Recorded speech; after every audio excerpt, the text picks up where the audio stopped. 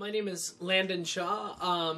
I am originally from Chicago, been in St. Louis now for 9 years, and this is my second time directing for Kirkwood Theatre Guild. Absolutely loved it. I directed Nana's Naughty Knickers last year. We had a great time with it, and I was very eager to come back to Kirkwood Theatre Guild, and especially with a musical. I love musical theater, so when all the shows kind of came up and it was, kind of the interview process. I definitely, was looking at this one and kind of glad that it worked out with my calendar. This is an amazing woman, Annie Oakley was. Everything that she had accomplished, and up even through the show in terms of, what she did with her, being Little Miss Sure Shot, but just even her humanitarian efforts and what she did in terms of feminism and kind of breaking down those barriers. And I wanted to make sure that we kind of paid homage to that and not do it in a very caricature, kind of cartoony way. My take on the show is that we're going to do it in kind of more of a historical museum kind of circus atmosphere. Not really a lot of big sets. It's going to be very intimate. Everything's going to really kind of transform before the audience. We're going to use some turntables to kind of change the scene. And the audience is going to, in between scene breaks, hear historical facts and information about Annie Oakley that they otherwise maybe never would have known. And the experience for the audience is going to begin from the minute they arrive at the theater. The lobby is going to kind of serve as the entrance to the museum, if you will, and it's really going to be an experience unlike, I think, any other.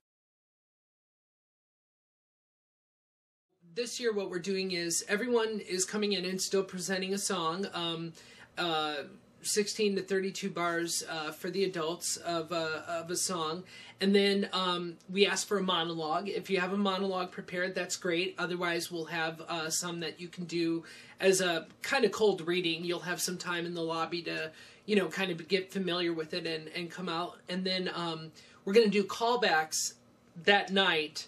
And so I'll let you know immediately what you're called back for, and you can have a little time kind of to mull it over, think about the parts. There's a great breakdown already out there on the website, KTG-onstage.org. .org or .com? .org. So there's a breakdown of all the characters on there, and so we're going to do callbacks on Sunday as well as on Monday, and I may have some of the people on Sunday, like Annie Oakley and Frank, come on Monday, because Monday is primarily for the kids then. They're going to audition from 5 to 7, and then we have callbacks for them from 7 to 9, and I just feel it will give us a lot more time to kind of get everything done and get us through what we need to. And then also, instead of everyone doing a dance call, we're only going to have those that are called back do the dance calls. So we're not putting anyone unnecessarily through a dance call and making them do something that maybe they're not comfortable with. And not all the roles have to dance either. My wife, Nicole Truman Shaw, is the choreographer, and I'm excited because it's the first time we've worked together as a creative team in 5 years, and surprisingly, believe it or not, we actually work really well together in that capacity, and actually she enjoys when I direct her too.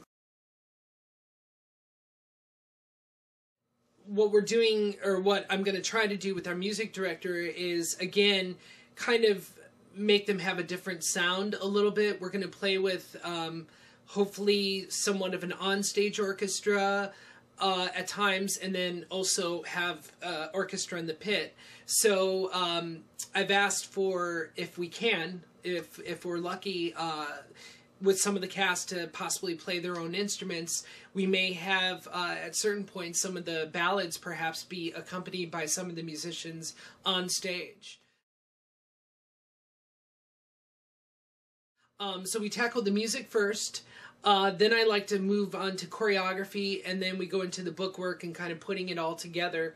And I feel I'm really good at time management in terms of the rehearsal schedule. So what we'll generally do is once everyone's learned the music, they're kind of charged with, going home and making sure they review it.